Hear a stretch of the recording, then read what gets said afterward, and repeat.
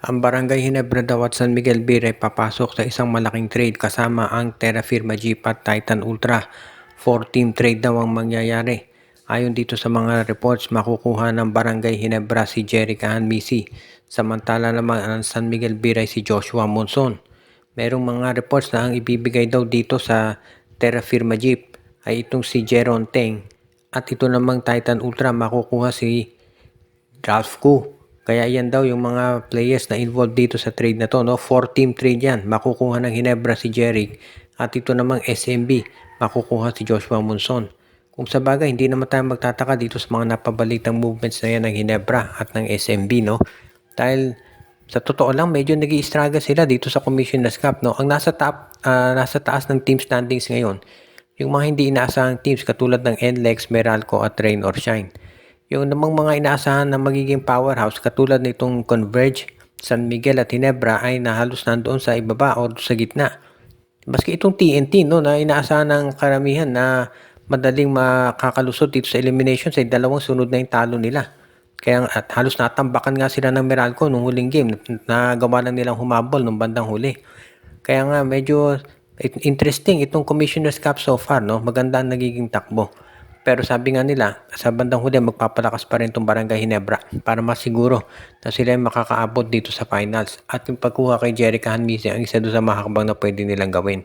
Pero bukod dito sa pag-4-team trade na yan, meron pa raw na binabalak kayo ng Barangay Hinebra na kausapin ng Phoenix Jewel Masters para makuha naman si Richie Rivero.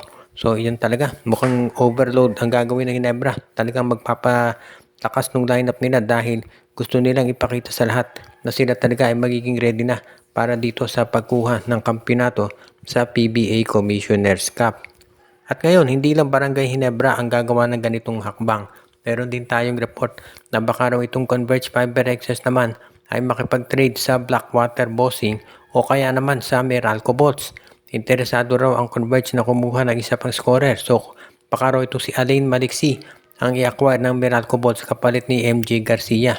Si Maliksi ay veterano na pero kaya pa rin niya na magbigay ng mga puntos ngayon at yan daw talaga ang inaabangan at ina-anticipate ng Meralco na ng Converge na magagawa kung sakasakali na ito'y makuha nila. At dahil si Maliksi hindi na masyadong nagagamit sa Meralco, malamang madali na yan makuha ng Converge. Baka second round draft pick lang kapalit po pwede na.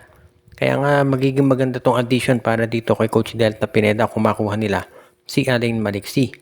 At yan yung nakikita natin na gagawin talaga nitong Converge Fiber Excess.